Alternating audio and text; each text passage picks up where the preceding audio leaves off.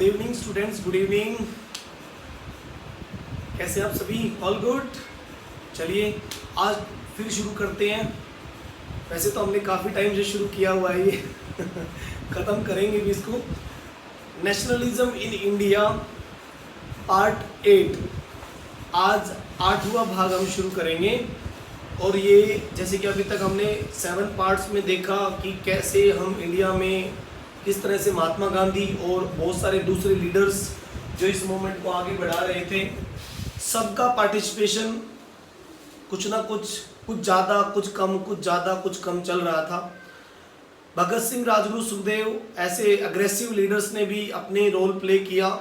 India की आज़ादी की लड़ाई में उन्होंने काम अपना दिखाया। लाला लाजपत राय जैसे शहीदों ने भी, शहीद कहेंगे क्योंकि उनकी जो लाठीचार्ज से उनकी डेथ हो गई थी। आज़ाद और भी बहुत सारे लीडर्स, अग्रेसिव लीडर्स थे जिन्होंने इसमें बहुत बड़ा पार्ट किया। इधर महात्मा गांधी और कांग्रेस भी चुप नहीं बैठने वाले थे, इन्होंने भी बहुत बड़े लेवल पे रेवोल्यूशन खड़ा किया। जैसे कि हमने सिविल डिसोबीडियंस मूवमेंट के दौरान देखा था कि सविनय अवज्ञा आंदोलन जो महात्मा गांधी और इनके सभी लोगों ने मिलकर ये शुरू किया था, बहुत बड़ी मूवमेंट थी।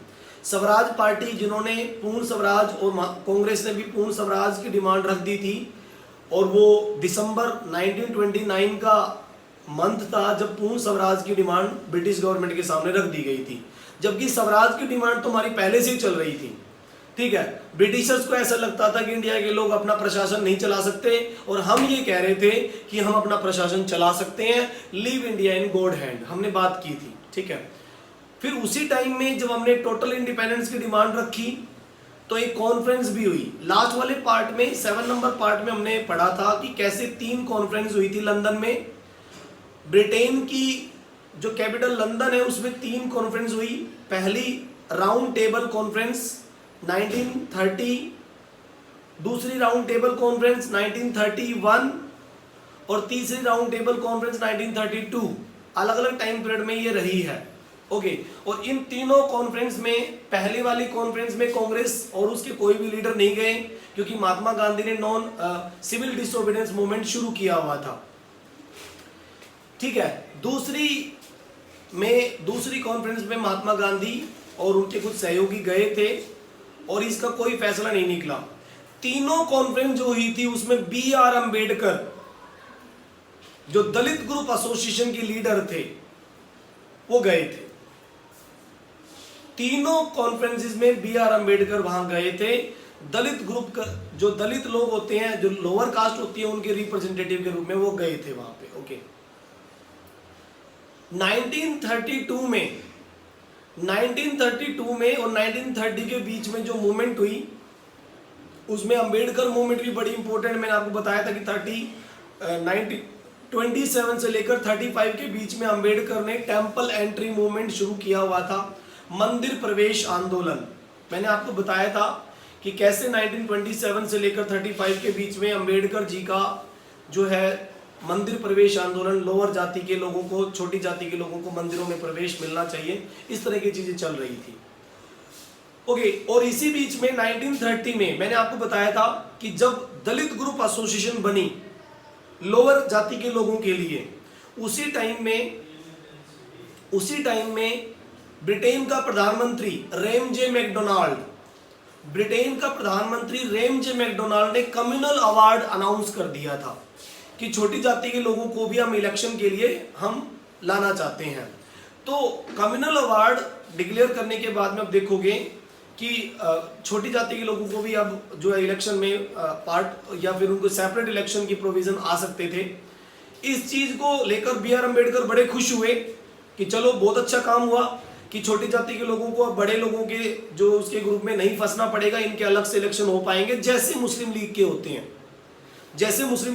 उसी प्रकार से अलग से इलेक्शन इनके हो पाएंगे और इन लोगों को भी पॉलिटिकल पावर्स मिलेंगी।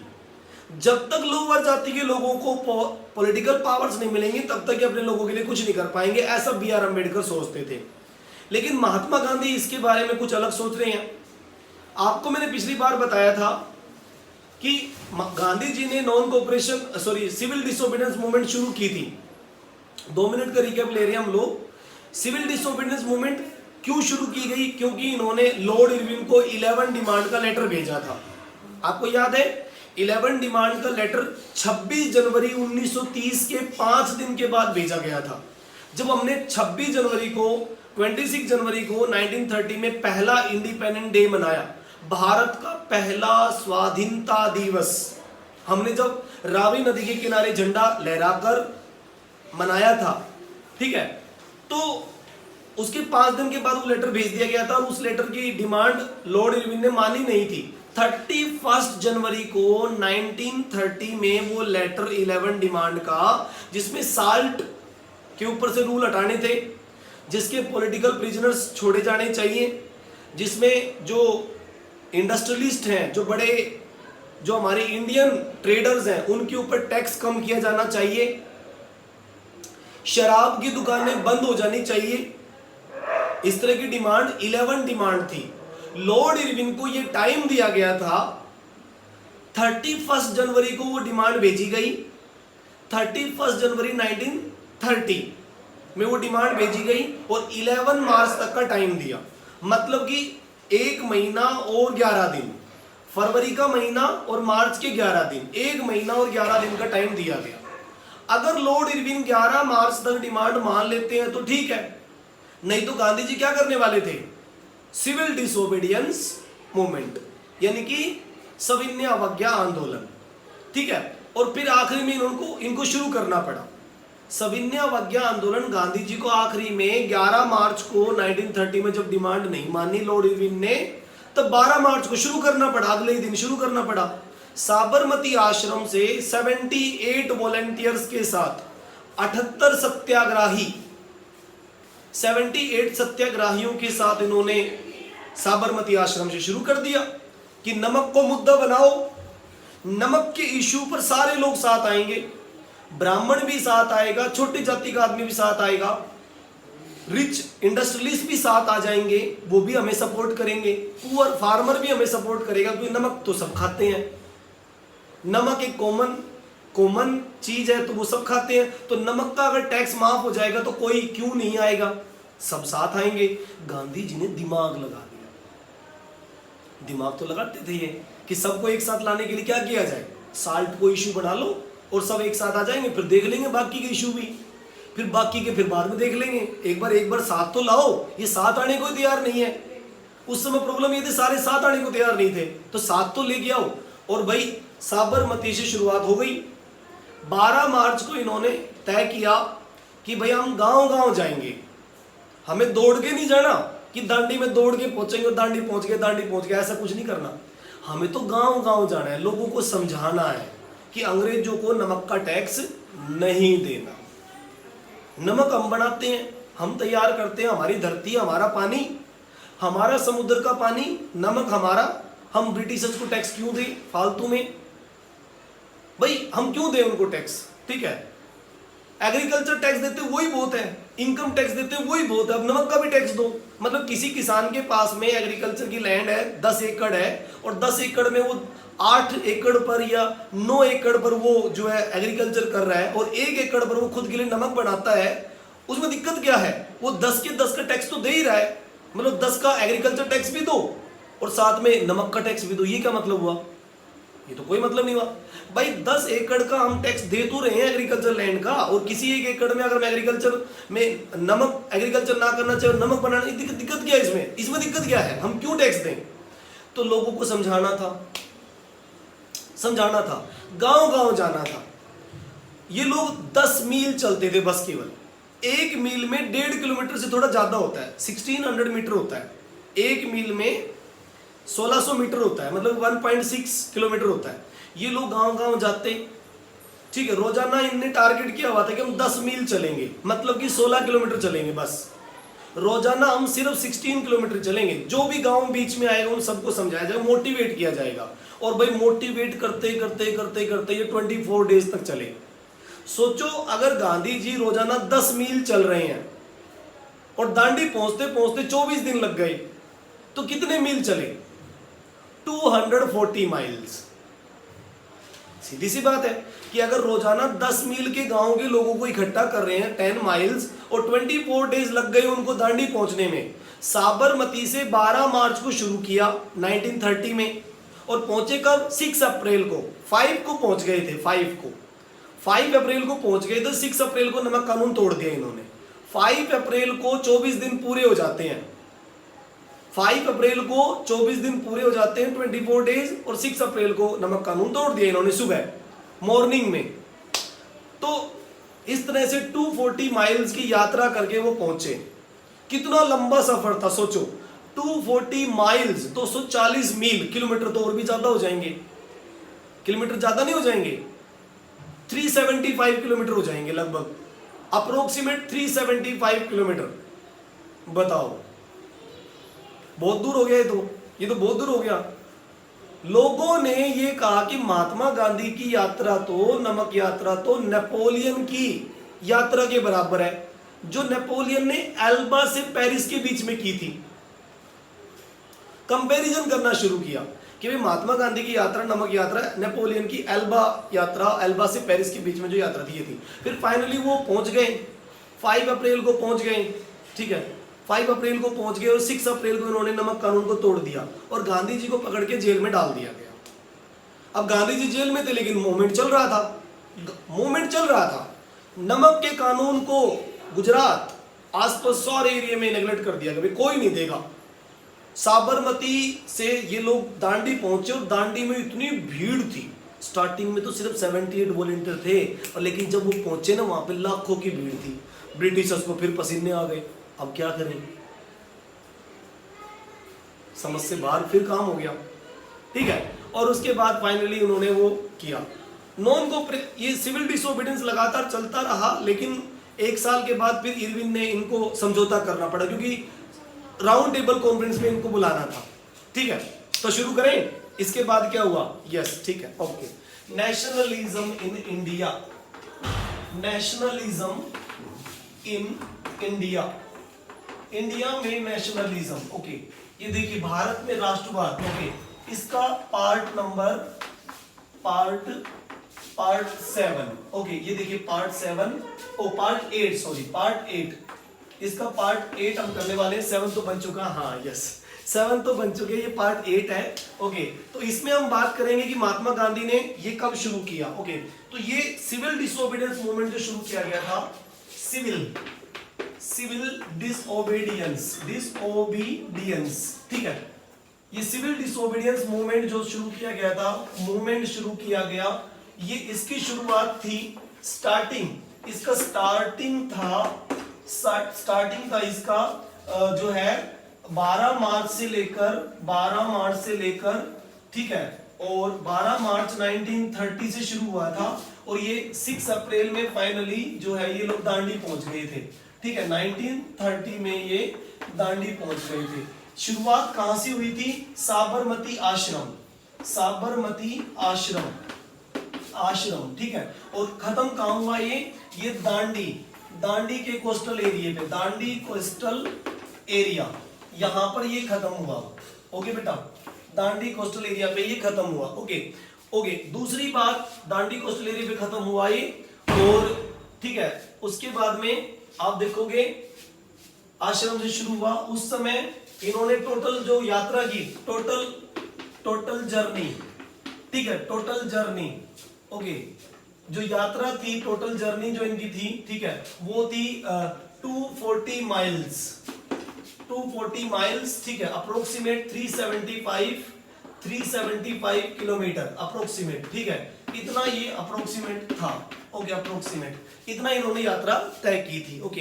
दूसरी बात ये कि, ठीक है, फिर गांधी जी को फिर फाइनली, ठीक है, उसके बाद में 5 मार्च के दिन, 5 मार्च 1931 में, ठीक है, 5 मार्च 1931 में गांधी जी को इरविन के साथ समझौता करना पड़ा, क्योंकि इरविन कांग्रेस को बुलाना चाहते थे राउंड टेबल कॉन्फ्रेंस में। पहली में तो गांधी जी गए नहीं, क्योंकि ये मूवमेंट चल रही थी और इनको जेल में भी डाल दिया गया था। तो दूसरी वाली कॉन्फ्रेंस में महात्मा गांधी को बुलाना चाहते थे, ताकि गांधी आए, कांग्रेस आए, बातचीत हो, क्योंकि जब तक कांग्रेस जैसा बड़ा ग्रुप नहीं जाएगा ना, तब तक कोई फैसला नहीं हो पाएगा।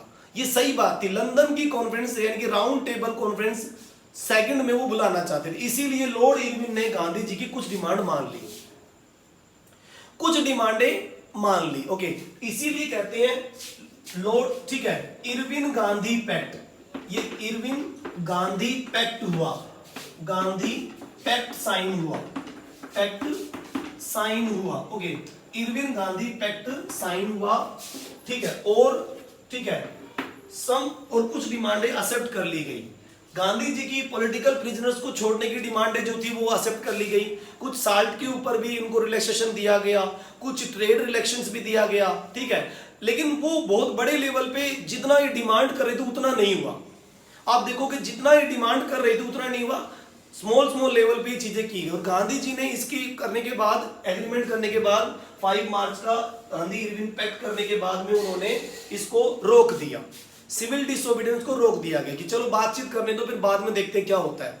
लेकिन जब वो लंदन गए, इसके बाद में सितंबर में लंदन गए राउंड टेबल कॉन्फ्रेंस में शामिल होने के लिए, ठीक है, तो देखिए सितंबर 1931, ठीक है, गांधी जी आरटीसी सेकंड में शामिल होने के लिए, यानी कि राउंड टेबल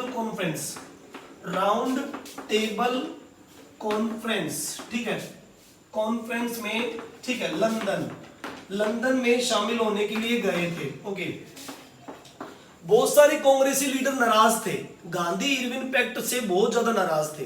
वो ये कह रहे थे कि भाई गांधी जी को इस तरह का पैक्ट साइन नहीं करना चाहिए था, और ये पैक्ट से कोई फायदा नहीं हुआ, इंडियंस को बहुत ज्यादा फायदा नहीं हुआ, इसलिए गांधी जी को ये पैक्ट साइन नहीं करना चाहिए था। और कुछ लोग तो इसलिए नाराज थे कि गांधी जी ने भगत सिंह, राजगुरु, सुखदेव की सजा कन्वर्ट नहीं कराई, माफ तो हो ही नहीं सकती थी, कन्वर्ट कराई जा सकती थी, उनको उम्र कैद दिलवा सकते थे, फांसी को रुकवा सकते थे, फांसी की जगह उम्र कैद यानी कि हो सकती थी, लेकिन उन्होंने नहीं माना, तो लोग नाराज थे। इसलिए जब सितंबर 1931 में ये सेकंड राउंड टेबल में गए लंदन, तो इनके साथ बहुत सारे लीडर नहीं जा पाए, उन्होंने मना कर दिया, हम नहीं जाएंगे, ठीक है, इस तरह से। तो ये बहुत सारी चीजें हुई। फिर उसके बाद में आप देखोगे, फिर उसके बाद में जब गांधी जी वापस आए, वापस आकर अगले साल जनवरी में इन्होंने फिर शुरू किया इसको, अगले साल 32 में फिर शुरू किया। ओके, फिर जनवरी में 1932 में, ठीक है, गांधी जी, महात्मा गांधी, ठीक है, महात्मा गांधी जी ने क्या किया, रीस्टार्ट दोबारा शुरू किया सिविल डिसोबीडियंस मूवमेंट,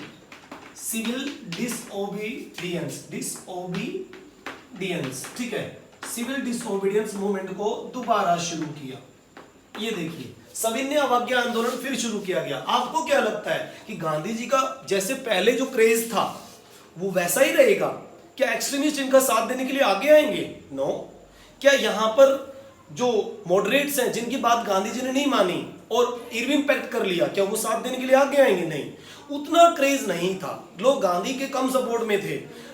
32 में फाइनली फिर दोबारा शुरू कर दिया गया, सिविल डिसोबीडियंस दोबारा शुरू हो गया, लेकिन उस मूवमेंट के अकॉर्डिंग उस तरीके से नहीं चला। ये आखिरी में इसको फिर गांधी जी को फाइनली बंद करना पड़ा, ठीक है। तो ये फिर फाइनली बंद हुआ, ठीक है, 7 अप्रैल, फाइनली 7 अप्रैल 1934 में, 7 अप्रैल 1934 में, ठीक है, civil disobedience,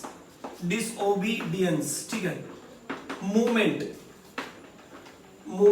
close by Mahatma Gandhi, इसको क्लोज कर दिया गया, बंद कर दिया गया, एंड कर दिया गया। ओके, बाय महात्मा गांधी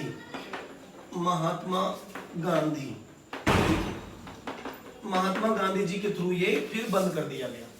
इस तरह से सविनय अवज्ञा आंदोलन यानी कि सिविल डिसोबीडियंस मूवमेंट शुरू भी हुआ और एंड भी हो गया, एंड भी हुआ और शुरू भी हुआ और एंड भी हो गया।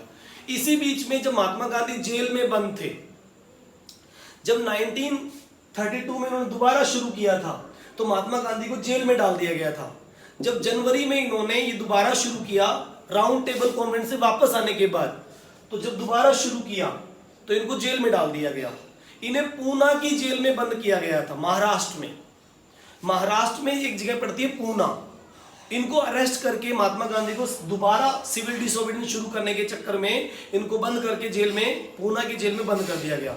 और आपको याद होगा कि प्रधानमंत्री रेमजे मैकडोनाल्ड, उन्होंने 1930 में बी आर अम्बेडकर और उनके जो ग्रुप थे, दलित ग्रुप एसोसिएशन, उनके लिए कम्युनल अवार्ड डिसाइड कर दिया था कि वो लोग अलग से इलेक्शन करा सकते। और बी आर अम्बेडकर बड़े खुश थे इस बात से कि चलो अच्छा हुआ, जो भी हुआ बहुत बढ़िया हुआ, ठीक है। लेकिन महात्मा गांधी खुश नहीं थे। वो समझ चुके थे कि ब्रिटिशर्स जब राउंड टेबल सेकंड फेल हो गया है, उसके बाद ये इंडिया की यूनिटी तोड़ने के लिए एक ट्रिक खेल रहे हैं। बी आर अम्बेडकर जो बार बार वहां जा रहे हैं राउंड टेबल कॉन्फ्रेंस में, उनको बहकाया जा रहा है। बी आर अम्बेडकर तो फर्स्ट राउंड टेबल में भी गए थे और बी आर अम्बेडकर तो सेकंड राउंड टेबल में भी गए थे। पिछले वीडियो में मैंने जिक्र किया था राउंड टेबल कॉन्फ्रेंस जो लंदन में हो रही थी, उसका टारगेट क्या था। उसका टारगेट ये था कि किसी भी तरह इंडिया के लोगों को ड्यूल गवर्नमेंट सिस्टम पे मना लिया जाए, मतलब डोमिनियन स्टेटस पे मना लिया जाए। लेकिन वो डोमिनियन स्टेटस अपने हिसाब से तैयार कर रहे थे। इंडिया के लोग तो एज ए सर्वेंट वर्क करने के लिए थे और वो लोग खुद एज ए ऑनर। तो मतलब कुछ पॉलिसीज ऐसी थी ब्रिटिशर्स की जो इंडिया के पीपल कभी भी इसको स्वीकार नहीं कर सकते थे। हम लोग कभी भी आरटीसी जो 1, 2 और 3 में जो भी बातें हो रही थी उसको स्वीकार नहीं कर सकते थे। ये ब्रिटिश हम पे थोप रहे थे, जो कि बार बार पॉलिसीज में उन्होंने हमारे ऊपर डाला भी है। तो बी आर अम्बेडकर जब कम्युनल अवार्ड उन्होंने सुना कि भाई चलो ठीक है, लोअर कास्ट के लिए कम्युनल अवार्ड रेमजे मैकडोनाल्ड ने डिसाइड किया है, तो हम इसको एक्सेप्ट करते हैं और अब अलग से सेपरेट इलेक्शन होंगे, इसके लिए वो राजी हो गए थे, मतलब खुश हो गए थे। लेकिन महात्मा गांधी ने पूना जेल में ही भूख हड़ताल शुरू कर दी। अब भूख हड़ताल क्यों की? क्योंकि बी आर अम्बेडकर गांधी जी से मिलने को तैयार नहीं है। गांधी जी बार बार मैसेज पहुंचा रहे हैं बी आर अम्बेडकर को, भाई बातचीत करो, कम्युनल अवार्ड को स्वीकार करना गलत है, ये ब्रिटिशर्स की ट्रिक है। आप समझो बात को, आप एक खुद वकील हो, आप समझ रहे होंगे कि ब्रिटिशर्स किस तरह से ये ट्रिक खेल रहे हैं। तो आप लोग समझिए इस बात को। लेकिन वो समझने को तैयार नहीं थे, वो गांधी जी से मिलने को ही तैयार नहीं थे। बी आर अम्बेडकर सोच रहे थे कि गांधी जी के पास जाने का मतलब है कोई ना कोई मीठी गोली दे देंगे और हमें फिर राइट नहीं मिलेंगे, कोई ना कोई ऐसी चॉकलेट हमें दे देंगे कि हम खाते रहेंगे और हमें हमारे राइट नहीं मिलेंगे। वो जा नहीं रहे उनके पास में। तो आसपास के बहुत सारे लीडर्स ने प्रेशर बनाया आखिरी में, जब महात्मा गांधी ने 13-14 डेज की भूख हड़ताल कर दी। 1 दिन, 2 दिन, 4 दिन, 10 दिन, 12 दिन, 14-15 दिन की भूख हड़ताल हो गई। अब गांधी जी की तबीयत बिगड़ने लगी, जेल में गांधी जी की तबीयत बिगड़ने लगी पूना में। तो बहुत सारे लीडर्स अंबेडकर के पास गए, यार ऐसे मत करो, गांधी जी हमारे कितने सीनियर लीडर हैं, उनकी बात सुन तो लो कम से कम, भाई बात सुन तो लो कि क्या कह रहे हैं क्या नहीं कह रहे, समझ तो लो एक बार जाकर। फाइनली फिर बी आर अम्बेडकर तैयार हुए। जब 13-14 डेज की भूख हड़ताल हो गई तो फिर फाइनली अम्बेडकर उनसे बातचीत करने को तैयार हुए। फिर वो पूना गए, जेल में गांधी और अम्बेडकर के बीच में बातचीत हुई। गांधी जी ने अम्बेडकर को बताया कि भाई ऐसा है, कम्युनल अवार्ड जो है वो सही चीज नहीं है, लोअर जाति के लोगों को अलग करना, सेपरेट करना, इंडिया की यूनिटी को तोड़ना है। मतलब कि ये लोग चाहते हैं कि हम सिविल डिसोबीडियंस जो हमने शुरू किया वो डाउन हो जाए। इनको पता है कि लोअर कास्ट के लोग सिविल डिसोबीडियंस में काम कर रहे हैं, वो लोग इसमें पार्ट कर रहे हैं, और जैसे ही कम्युनल अवार्ड आप लोग एक्सेप्ट कर लोगे और सेपरेट इलेक्शन का प्रोसीजर एक्सेप्ट कर लोगे तो सीधी सी बात है फिर सिविल डिसोबीडियंस डाउन हो जाएगा और ब्रिटिशर्स का काम हो जाएगा। वो तो चाहते हैं कि ऐसा हो जाए। तो फिर अम्बेडकर कहने लगे कि भाई ऐसा है कि हमारे लोग तो ये राइट देने लग रहे हैं हमारे लोगों को, जो कि हमें कभी ब्राह्मणों से नहीं मिले, हमें कभी अपर जाति के जो जमींदार थे वो टॉर्चर करते हैं हमारे लोगों को, अब हमें राइट मिलने लग रहे हैं तो हम तो लेंगे, हमें सारी चीजें मिलने लग रही हैं, हम क्यों छोड़ेंगे उस चीज को। हमें पॉलिटिकल राइट मिल रहे हैं, हमें इकोनॉमिक राइट मिल रहे हैं, हमें और भी बहुत सारे स्पोर्ट्स मिल रहे हैं ब्रिटिशर्स की तरफ से। तब गांधी जी ने समझाया कि सब ढोंग है। राउंड टेबल कॉन्फ्रेंस में आप भी गए और मैं भी गया, बी आर अम्बेडकर जी आप भी वहां थे और मैं भी था। वहां जिस तरीके से ब्रिटिशर्स बात कर रहे हैं, क्या वो इंडिया के फेवर में है? क्या उनकी एक भी पॉलिसी इंडिया के फेवर में है? नहीं, बेवकूफ बनाया जा रहा है, बेवकूफ बनाया जा रहा है। ठीक है, गांधी जी ने कहा कि मैं प्रॉमिस करता हूं कि एक बार इंडिया को आजाद हो जाने दो, हम लोअर कास्ट के लोगों को रिजर्वेशन देंगे। उनको पॉलिटिकल रिजर्वेशन मिलेगा, उनको इकोनॉमिक रिजर्वेशन मिलेगा, उनको हर तरीके से अप करने के लिए बातें होंगी। गांधी जी ने कहा क्या मैं हरिजन के साथ नहीं हूं, क्या मैं हरिजन लोअर कास्ट के लोगों के साथ नहीं हूं, क्या मुझे महार कास्ट के लोग अच्छे नहीं लगते, क्या मुझे ट्राइबल पीपल से कोई दुश्मनी है, बल्कि मैं तो पुअर्स की तरह लोगों के बीच में बैठा रहता हूं। गांधी जी सही बात है कि वो खुद धोती कपड़े पहनने लगे थे, पुअर्स के जैसे कपड़े पहनने लगे, जैसे पुअर लोग तन पे कपड़े नहीं होते वो पहनने लगे थे। तो जब रिजर्वेशन की बातें गांधी जी और अंबेडकर के बीच में हुई तो अंबेडकर तैयार थे इस बात के लिए। वैसा ही हुआ जैसा वो सोच रहे थे कि गांधी जी कोई ना कोई चॉकलेट दे देंगे, और वो मान गए। रिजर्वेशन की चॉकलेट दे दी। अब ये रिजर्वेशन वाला जो इश्यू है ना, ये तभी से शुरू हो चुका था। गांधी जी प्रॉमिस कर चुके थे कि रिजर्वेशन मिलेगी। तो ये रिजर्वेशन का इशू तब जब 1947 में इंडिया आजाद हुआ, उस टाइम में रिजर्वेशन फिर इनको दी गई, क्योंकि बोला गया था भाई, प्रॉमिस किया गया था 1932 में। तो गांधी अंबेडकर की इस बातचीत को हम कहेंगे पूना पैक्ट। पैक्ट का मतलब समझौता। ओके, तो देखिए 1932 ठीक है, Poona pact, Poona pact, Poona pact. Okay, इसमें लिखने की जरूरत नहीं, आप समझ गए होंगे कि पूना पैक्ट किस किस के बीच में हुआ है, आप समझ जाओगे। इसमें लिखने की जरूरत नहीं पड़ रही, मुझे लगता नहीं कि इसमें कुछ लिखने की जरूरत पड़ेगी कि गांधी अंबेडकर के बीच की बातचीत को पूना पैक्ट कहा जाएगा। ओके, और इसका टारगेट यही था कि भाई रिजर्वेशन का इशू उठाया जाए। ओके, अब ब्रिटिशर्स के तो सारे हथकंडे फेल हो गए। आरटीसी 1 फेल हो गया, आरटीसी 2 फेल हो गया, आरटीसी 3 भी फेल हो गया। आपको क्या लगता है, आपको क्या लगता है कि ब्रिटिशर्स अब इंडिया के लोगों की मर्जी जानना चाहेंगे? बुलाया था मर्जी जानने के लिए, तो उनकी राय लेने के लिए, सजेशन लेने के लिए तो बुलाया था। अब वो ब्रिटिशर्स के अकॉर्डिंग तैयार नहीं हुए तो हम क्या करें? तो जो ब्रिटिशर्स ने रूल बनाए वो लगा दो ना।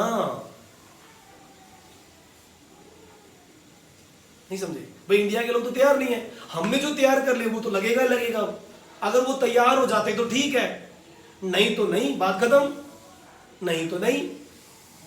तो इंडिया के ऊपर ढेर सारे रूल जो कि 3 इयर्स में आरटीसी 1, आरटीसी 2, आरटीसी 3 के बीच में जो डिस्कशन हुआ था वो चीजें भी, और आगे आने वाले 2-3 साल में इन्होंने और भी तैयारियां की कि इंडिया में किस तरह से इलेक्शन होंगे, किस तरह से लेजिस्लेचर तैयार होगी, किस तरह से यहाँ पर जुडिशरी का वर्क होगा, किस तरह से यहाँ पार्लियामेंट्री के लिए इलेक्शंस का प्रोसेस होगा, क्या डिफेंस के लिए हम करेंगे, क्या यहाँ पर एग्रीकल्चर के लिए पॉलिसीज होगी, क्या यहाँ पर ट्रेड पॉलिसी होगी, क्या हमारी पुलिस पॉलिसी होगी, क्या हमारी मिलिट्री पॉलिसी होगी, सब कुछ डिसाइड कर दिया इन्होंने।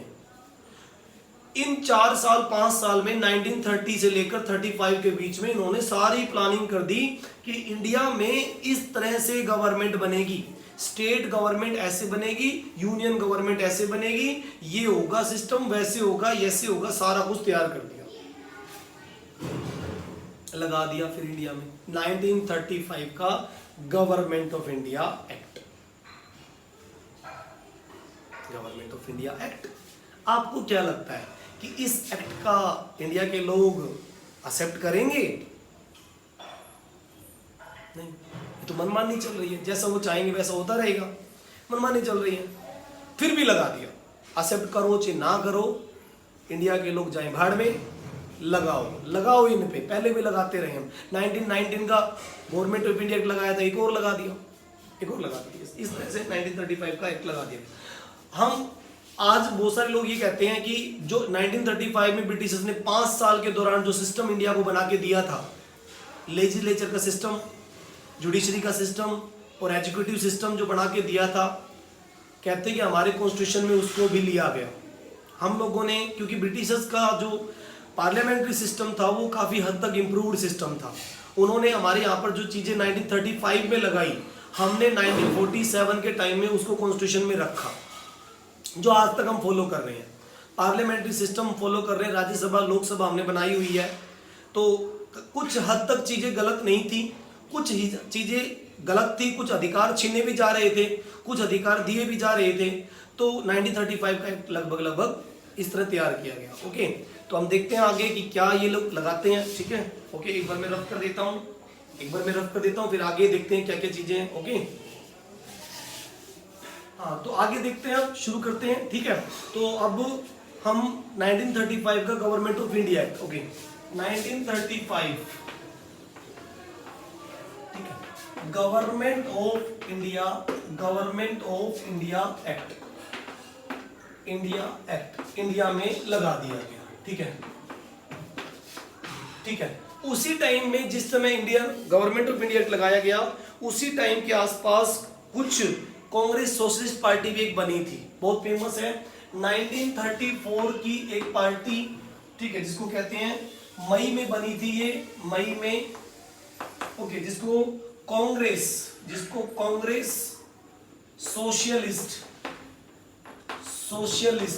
सोशलिस्ट पार्टी हम लोग कहते हैं, कांग्रेस सोशलिस्ट पार्टी हम उसको कहते हैं।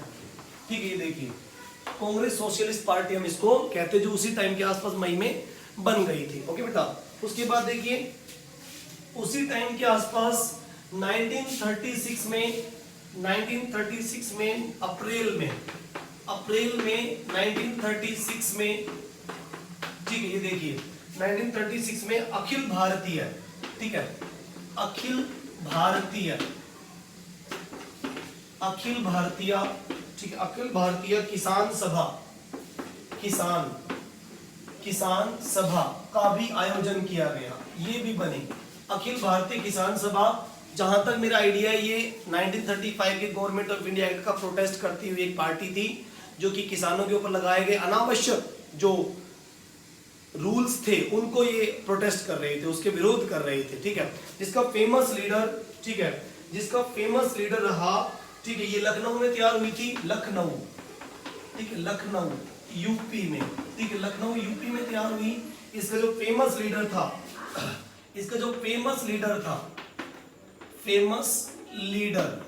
ठीक है, इसका जो फेमस लीडर था उस समय स्वामी सहजानंद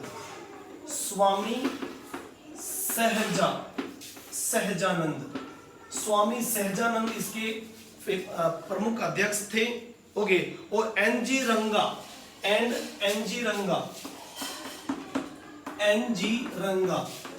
ये भी इसके फेमस लीडर रहे, एन जी रंगा। ओके, उसके बाद में, ठीक है, उसके बाद में 1939 में, ठीक है, फिर उसके बाद 1936 के बाद 1937 के इलेक्शन भी हुए यहाँ पे, प्रोविंशियल इलेक्शन, ठीक है, जो कि अलग अलग सेंट्रल प्रोविंशियल एरिया में और अलग अलग एरिया में ये इलेक्शन हुए। ठीक है, 1937 इलेक्शन, ठीक है, 1937 के इलेक्शन भी यहां पर हुए, इलेक्शन हुए। ठीक है, इलेक्शन इन प्रोविंशियल एरिया, ठीक है, ये देखिए, और इस इलेक्शन में कांग्रेस को भारी बहुमत मिले, बड़े वोटों के साथ कांग्रेस जीती। मुस्लिम लीग भी इस इलेक्शन में लड़ रही थी, और अदर पार्टी जिसमें मैंने आपको बताई थी, सीपीआई भी, अदर पार्टीज भी है, वो लड़ रही थी। लेकिन ज्यादातर कॉन्स्टिट्यूंसी में 11 कॉन्स्टिट्यूंसी में से 7 कॉन्स्टिट्यूंसी पे कांग्रेस को जीत मिली। और इसी के बाद में मोहम्मद अली जिन्ना, जो कांग्रेस उसके मुस्लिम लीग के लीडर थे, वो पाकिस्तान चिल्लाने लगे, हमें पाकिस्तान चाहिए, क्योंकि ऐसा लग रहा था इस इलेक्शन के रिजल्ट के बाद कि कांग्रेस ही आने वाले टाइम में गवर्नमेंट बनाएगी। क्योंकि जिसको 11 प्रोविंस में से, अगर 11 प्रोविंशियल इलेक्शन है, 11 एरिया, अगर 11 प्रोविंशियल एरिया है, ठीक है, 11 प्रोविंशियल एरिया है, और 11 प्रोविंशियल एरिया में से 7 पे कांग्रेस सीट आ जाती है, तो सीधा समझ आ रहा है कि इन फ्यूचर जब इंडिया आजाद हो जाएगा, तो इंडिया की जो गवर्नमेंट बनाएगा वो जवाहरलाल नेहरू होगा, और सीधी सी बात है, या फिर कांग्रेस के कोई ना कोई लीडर होगा, क्योंकि कांग्रेस को अच्छे वोट मिल रहे हैं। तो यहां पर क्लियर नजर आया कांग्रेस को। ठीक है, यहां इस इलेक्शन में कांग्रेस को 7 प्रोविंस पे विक्ट्री मिली, 7 प्रोविंस पे, प्रोविंशियल एरिया पे विक्ट्री इनको मिली, जीत मिली। तो ऐसा लग रहा था कि भाई आने वाले टाइम में कांग्रेस ही गवर्नमेंट बनाई। इसीलिए फिर मोहम्मद अली जिन्ना जैसे लोगों ने, क्योंकि मुस्लिम लीग को ईस्ट जो बंगाल एरिया था और जो इधर पाकिस्तान वाला एरिया था, यहां से सीटें मिली थी इनको, एक दो सीटें इनको इधर उधर से मिली थी बस। तो इनको समझ आ गया था कि हमारे एरिया में जहां मुस्लिम लोग ज्यादा है वहां से ही हमें अपने जो है कुछ करना पड़ेगा हमें, और पाकिस्तान की डिमांड करनी पड़ेगी, तभी चीजें होंगी। 1937 के इलेक्शन के टाइम से ही, बल्कि मैं तो ये कहूँ उसके कुछ थोड़े दिन पहले से ही मोहम्मद अली जिन्ना जो है बार बार जो मुस्लिम लीग के लीडर है वो ड्यूल नेशन थ्योरी को घुमाए जा रहे हैं कि द्विराष्ट्र सिद्धांत, कि इंडिया एक देश नहीं है, यहां एक देश में ही दो देश है, एक हिंदू यहां पर बसते हैं, एक मुस्लिम यहां बसते हैं, तो ये द्विराष्ट्र सिद्धांत है, ये दो देश है एक में। इसलिए मुसलमानों का अलग देश बनना चाहिए और हिंदुओं का अलग देश बनना चाहिए।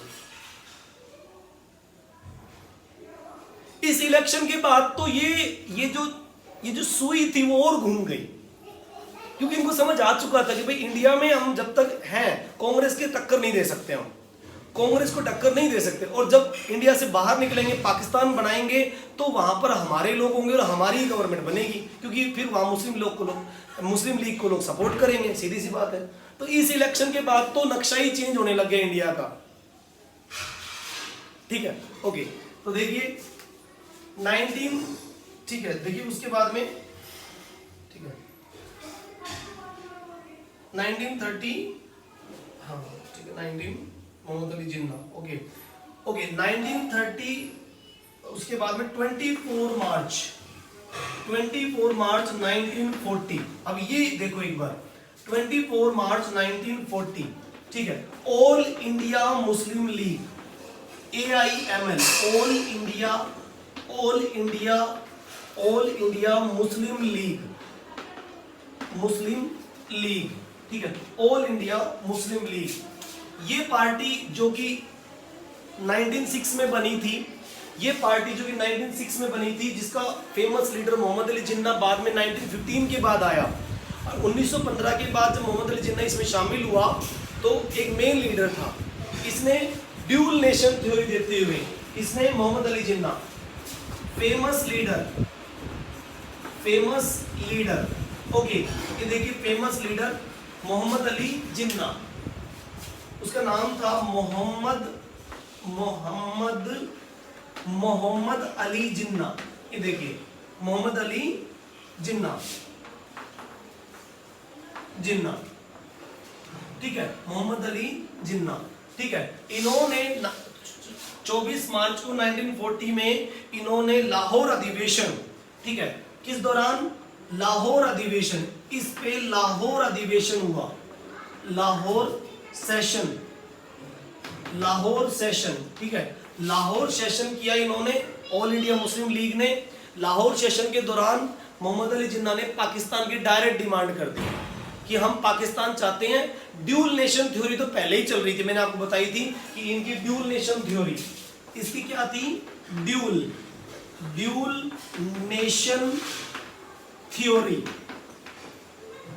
नेशन थ्योरी जो कि पहले से ही चल रही थी, ठीक है। इस थ्योरी के अकॉर्डिंग इन्होंने फाइनली पाकिस्तान की डिमांड कर दी, ठीक, डिमांड हो पाकिस्तान, ठीक है, ओके। सेशन के दौरान डिमांड ऑफ पाकिस्तान की डिमांड इन्होंने कर दी इस सेशन के दौरान, ठीक है। तो ये बहुत इंपॉर्टेंट पॉइंट है, पाकिस्तान की डिमांड इस समय हो चुकी थी, ओके। दूसरी बात, अब ये पाकिस्तान क्या है, ये वर्ड कैसे आया, किसने इसको दिया, कहते कि 1930 के दौरान, ठीक है, सर मोहम्मद इकबाल, इन्होंने सबसे पहले इस वर्ड का यूज किया था, पाकिस्तान शब्द, सबसे पहले सर मोहम्मद इकबाल ने इसको यूज किया पाकिस्तान वर्ड, और फिर धीरे धीरे मुस्लिम लीग का एक मेन मोटो हो गया ये कि भाई हम पाकिस्तान करेंगे। लेकिन महात्मा गांधी जब भी जिन्ना से मिलते, जब भी लीग के लोगों से मिलते, मुस्लिम लीग के लोगों से मिलते, तब वो यही बात कहते कि भाई ऐसा है कि हिंदू मुस्लिम एक रहेंगे तो इंडिया जल्दी आजाद होगा, और अगर हिंदू मुस्लिम यूनिटी टूट गई, पाकिस्तान कोई चाहेगा, कोई हिंदुस्तान चाह रहा है, कोई खालिस्तान चाह रहा है, कोई पंजाब चाह रहा है, कोई कश्मीर चाह रहा है, अगर यही करते रहोगे तो कभी इंडिया आजाद नहीं होगा। 1857 का रिवोल्ट फेल हुआ, वो लोगों को समझाते महात्मा गांधी, क्यों फेल हुआ, क्योंकि लोग यूनाइटेड नहीं थे। अगर आप यूनाइटेड, अभी देखो बी आर अम्बेडकर कह रहे हैं कि हमें तो सेपरेट इलेक्शन कराने हैं, अभी देखो कि कोई और ग्रुप ये कह देगा भाई हमें भी अलग चाहिए, ये चाहिए, वो चाहिए, तो ये गलत बात है। इंडिया को आज़ाद कराओ, ठीक है, और हिंदू मुस्लिम लोगों के आपस में थोड़ी बहुत प्रॉब्लम है, उसको सोल्व किया जा सकता है। इंडिया का डिवाइडेशन करना कोई सोल्यूशन नहीं, डिवाइड मत करो इंडिया को। महात्मा गांधी बार बार जिन्ना को समझाते थे, लेकिन जिन्ना जब भी कांग्रेस के सेशन में शामिल होते, जब भी वो एक ही बात दोहराते कि भाई इंडिया और पाकिस्तान बनना चाहिए, ये सब है। सुभाष चंद्र बोस भी कांग्रेस के अध्यक्ष रहे 1939 में। सुभाष चंद्र बोस भी कांग्रेस के अध्यक्ष रहे और उन्होंने कांग्रेस के अंदर रहते हुए फॉरवर्ड ब्लॉक पार्टी भी बनाई थी, एक अलग ही एक इंडिपेंडेंट ग्रुप फॉरवर्ड ब्लॉक, ठीक है, वो बनाया। ओके, इसी टाइम में आपको याद होगा हिटलर भी तैयारियों पे था, सेकेंड वर्ल्ड वार, जिस समय ये पाकिस्तान चिल्ला रहे थे उसी टाइम में सेकेंड वर्ल्ड वार भी शुरू हो चुकी थी 1 सितंबर को, मतलब कि कुछ दिनों के बाद शुरू होने वाली है, हो चुकी है, अरे हो चुकी है समझो, 1 सितंबर को शुरू हो चुकी थी वो तो पहले ही, ये तो 24 अप्रैल मार्च की बात कर रहा है, वर्ल्ड वार शुरू हो चुकी है। वर्ल्ड वार का रीजन क्या रहा आपको बताइए? हिटलर ने पावर ले ली अपने हाथों में। जर्मनी के अंदर 1933 में उसने पार्लियामेंट में आग लगा दी थी। हिटलर ने हिंडेनबर्ग को जिंदा जला दिया, जो वहां का राष्ट्रपति था उसको जिंदा जला दिया उसी की पार्लियामेंट में, और उसकी पार्लियामेंट का नाम था राइक्सटैग पार्लियामेंट। हिटलर ने जर्मनी के राष्ट्रपति हिंडेनबर्ग को जिंदा जला दिया उसके मंत्रियों के साथ। ऐसा लोग कहते हैं कि पार्लियामेंट में आग लग गई थी 27 फरवरी को 1933 में। 27 फरवरी को 1933 में राइक्सटैग पार्लियामेंट में आग लग गई और उसके बाद में वो राष्ट्रपति जल के मर गए। उसके बाद सारा हैंडओवर हिटलर ने अपने हाथों में ले लिया और 1933 में उसने इनेबलिंग एक्ट लगाए जर्मनी के अंदर, और इनेबलिंग एक्ट लगाते हुए उसने तैयारियां शुरू कर दी। वो नहीं चाहता कि जर्मनी में जीव्स और जिप्सीज रहें, वो जीव्स और जिप्सीज को धक्के मार के निकाल रहा है यहाँ से। वो जर्मनी के अंदर सिर्फ एक ही कास्ट को रहने देगा, वो है जर्मन नॉर्डिक आर्यंस। उसके सन की दिमाग में एक चीज भर गई थी कि ये जीव्स और जिप्सीज है ना, ये हमारी बर्बादी का कारण है। जर्मनी जो 1914 और 18 के बीच में जो बर्बाद हो गया वर्ल्ड वार फर्स्ट में, और जो हमारे ऊपर एग्रीमेंट लगाया, ये वो जीव्स और जिप्सीज ही थे। और फिर उसने 1936 में उसने इटली और जापान के साथ एग्रीमेंट कर लिया। और ये और भी बड़ी बात हो गई, जब जर्मनी, जापान और इटली एक हो गई, इटली का सबसे खतरनाक था मुसोलिनी, वहां का एक और खतरनाक लीडर, वो भी उसके जैसा सन की पागल। ये पागल सारे इकट्ठे हो गए एक जगह, सारे इकट्ठे हो गए एक जगह। उधर से मुसोलिनी तैयारी कर रहा है इटली से फासिज्म, और इधर से ये हिटलर तैयारी कर रहा है नाजीज्म। एक तरफ से नाजी और एक तरफ से फांसीवादी, फासिस्ट, नाजीज शुरू हो गए। और भाई इन्होंने वर्ल्ड वार को, और जापानी इसके बीच में आ गए, जापानियों ने भी इनके साथ हाथ मिला लिया। मतलब कि जापान, जर्मनी और इटली, इन तीनों ने आपस में एग्रीमेंट कर लिया था 1936 में।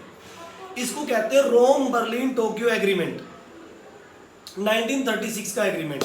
और सोचो जब तीन शक्तियां अलग अलग जगह से मिल जाएंगी तो फिर क्या होगा? आसपास के सारे कंट्री हड़प गया, हिटलर सब हड़प गया। सबसे पहले ऑस्ट्रिया का नंबर लगाया, ऑस्ट्रिया को खा गया।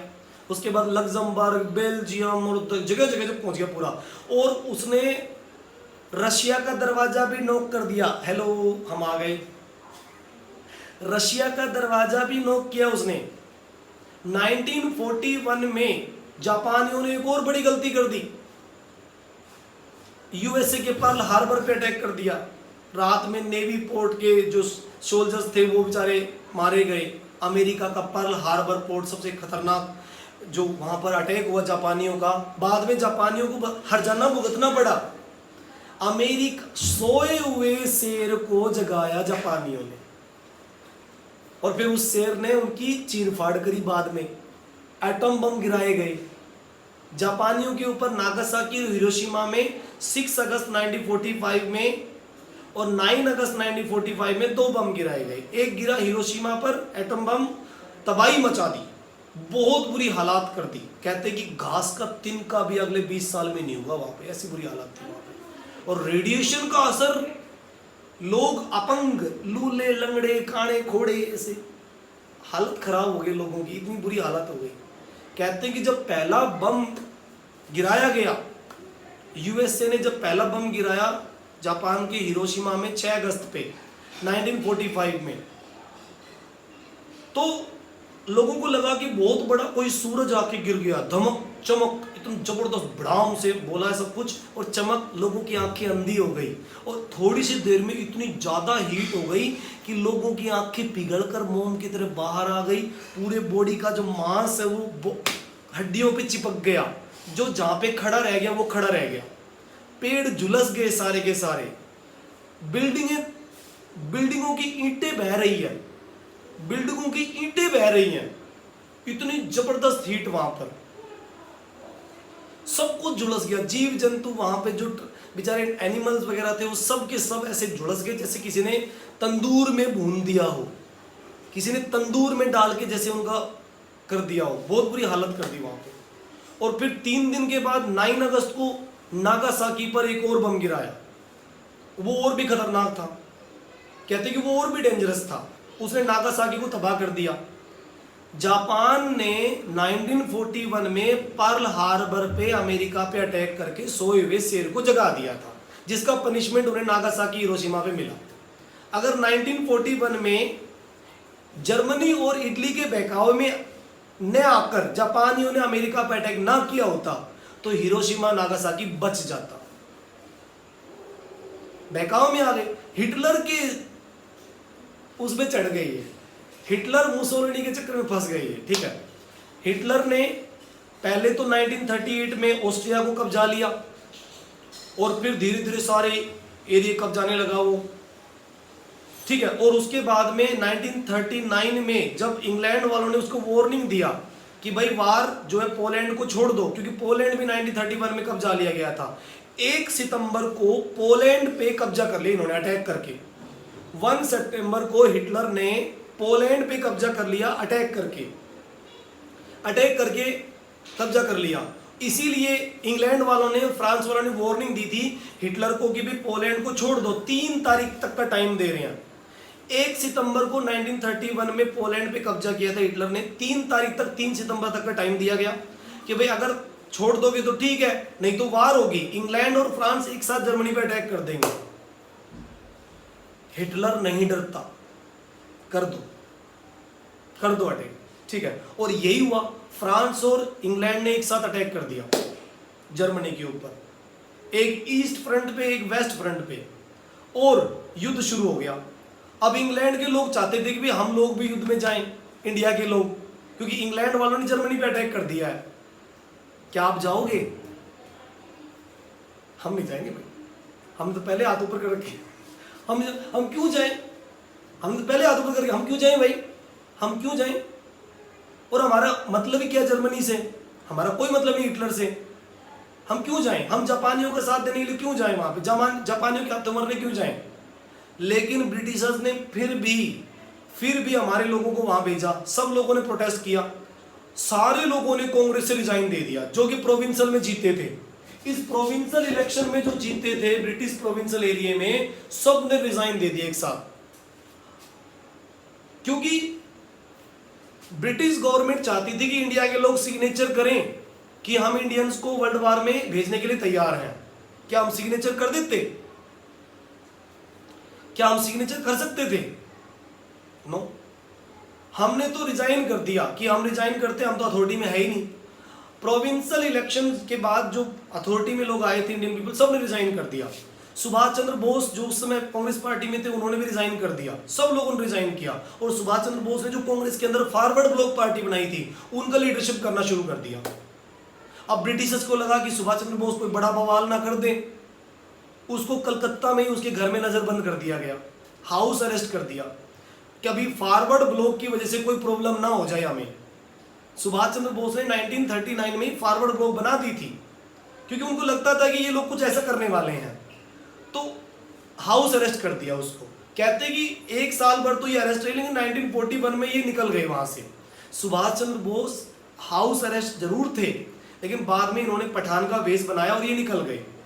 ब्रिटिशर्स नहीं माने, उन्होंने हमारे इंडियन सोल्जर को फिर भी युद्ध में झोंक दिया। हमारे सैनिक जापानियों के हाथों पकड़े गए, जापानियों के साथ लड़ना पड़ा हमें, क्योंकि एक साइड में इंग्लैंड, फ्रांस ये सब थे, और एक साइड में जर्मनी वाले और ये सब थे। हम पकड़े गए, जर्मनी के हाथों भी पकड़े गए बहुत सारे, यूरोप की वार में जापानियों के हाथ भी पकड़े गए। अब सुभाष चंद्र बोस वहां पहुंचे, हिटलर से बातचीत की कि भाई ऐसा देखो, आप लोगों ने हमारे सैनिक पकड़े हुए इंडियन सोल्जर्स, उनको छोड़ दो, तुम्हारी दुश्मनी ब्रिटिशर से तो हमारी दुश्मनी ब्रिटिशर से, हम दोनों ही ब्रिटिशर्स के दुश्मन हैं, तो दुश्मन दुश्मन दोस्त हुए। सीधी सी बात है भाई, दुश्मन दुश्मन दोस्त हुए। भाई तुम्हारी दुश्मनी ब्रिटिशर से, हमारी भी ब्रिटिशर से दुश्मनी है, तो अब तुम हमारे सोल्जर्स को छोड़ो। जापानियों से भी यही बातें हुई कि भाई आप हमारे सोल्जर छोड़ दो, और उन्होंने वो सोल्जर छुड़वाए वहां से, और भी लोग थे, और बनाई आजाद हिंद फौज, आईएनए बनवाई उन्होंने।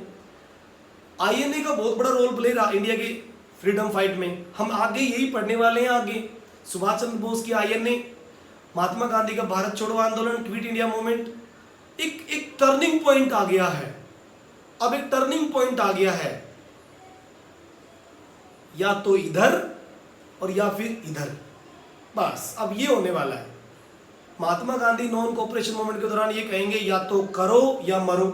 सुभाष चंद्र बोस आजाद हिंद फौज के लीडर बनके ये कहेंगे तुम मुझे खून दो, मैं तुम्हें आजादी देता हूं, तुम मुझे खून दो, मैं तुम्हें आजादी देता हूं। दिल्ली चलो, दिल्ली चलो, दिल्ली पे कब्जा करेंगे, दिल्ली चलो, दिल्ली चलो का नारा दिया कि दिल्ली में से ब्रिटिशर्स को भगा देंगे और दिल्ली पे इंडियंस का कब्जा करेंगे, दिल्ली चलो, ये नारा दिया सुखदेव इसने, सुभाष चंद्र बोस ने।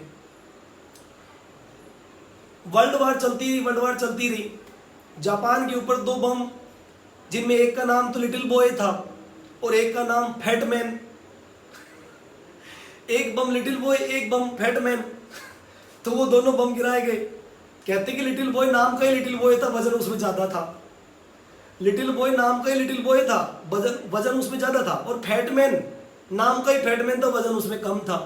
मतलब कि फैटमैन फैटमैन नहीं था और लिटिल बॉय नहीं था, ठीक है, वो कुछ उल्टा था। तो वर्ल्ड वार चलती रही, वर्ल्ड वार चलती रही, वर्ल्ड वार चलती रही, ठीक है। इधर महात्मा गांधी समझ चुके थे कि वर्ल्ड वार की वजह से पहले भी ब्रिटिशर्स का कंट्रोल डाउन चला गया है, और अब सेकेंड वर्ल्ड वार आ गई तो ब्रिटिशर्स का कंट्रोल फिर डाउन हो जाएगा। यही मौका है, लोहा गर्म है, यही मौका है, ठीक है, ओके, यही मौका है, लोहा गर्म है, मार दो हथौड़ा। नहीं समझे? भारत छोड़ो आंदोलन। गांधी जी ने फिर 1942 में भारत छोड़ो आंदोलन शुरू किया, क्योंकि वो समझ चुके थे कि ब्रिटिशर्स की पोजीशन हिटलर ने खराब कर दी है, ब्रिटिशर्स की पोजीशन हिटलर ने खराब कर दी है, और ये अब इनके पास 2 ऑप्शन है, या तो इंडिया को बचाएं या फिर अपने ब्रिटेन को बचाएं। और गांधी जी समझ चुके थे कि ये लोग ब्रिटेन को बचाएंगे, इंडिया को हम आजाद करा सकते हैं इस समय, क्योंकि पहली बार गांधी जी को लगा कि ब्रिटिश से हाथ जोड़ के खड़े, यार हमारा साथ दे दो भाई, प्लीज हमारा साथ दो, वर्ल्ड वार में हम जीत जाएंगे तो भारत छोड़ के चले जाएंगे, ऐसा सुनने में आ रहा था, ऐसा सुनने में आ रहा था कि हमारा साथ दो और हम इंडिया को छोड़ के चले जाएंगे। नहीं समझ रहे हो? इस तरह की चीजें हो रही थी, इस तरह की चीजें हो रही थी, ओके, ठीक है। वर्ल्ड वार 1 सितंबर 1939 से, हाँ 1 मिनट, ठीक है, 1939 से शुरू हुआ और 2 सितंबर 1945 में ख़त्म हो गया। इंडिया के लोग शामिल भी हुए और बाद में जो है हम लोगों ने उनको छुड़वाया भी, कुछ छुड़वाए गए, कुछ रह गए। तो नेक्स्ट टाइम हम शुरू करेंगे भारत छोड़ो आंदोलन और आज़ाद हिंद फौज, इनके बारे में बातें होंगी। और कैसे क्या किया इन दोनों ने मिलकर, महात्मा गांधी की बड़ी मूवमेंट और सुभाष चंद्र बोस की बड़ी मूवमेंट, और ब्रिटिशर्स किस तरह से बार्गेनिंग करते हैं और किस तरह से 1939 से लेकर 1947 तक का सफर हम तय करते हैं। 1939 से 47 तक का समय, यानी कि 8 साल की यात्रा, देखिए कितने पार्ट में पूरी होती है। मेरे को लगता है 2 पार्ट और लगेंगे, 10 पार्ट में पूरी होगी। ठीक है, ओके बाय, आज के लिए इतना ही। Thank you. आई होप आपको बहुत अच्छे से समझ में आया होगा। सारी चीज़ें बहुत आसान थी, कोई ज़्यादा टफ पोर्शन नहीं है, बहुत आसान है, समझने की बात है। माहौल को समझो, जितना माहौल को समझोगे उतना ही याद होगा। ठीक है, ठीक है, ओके बाय, थैंक यू।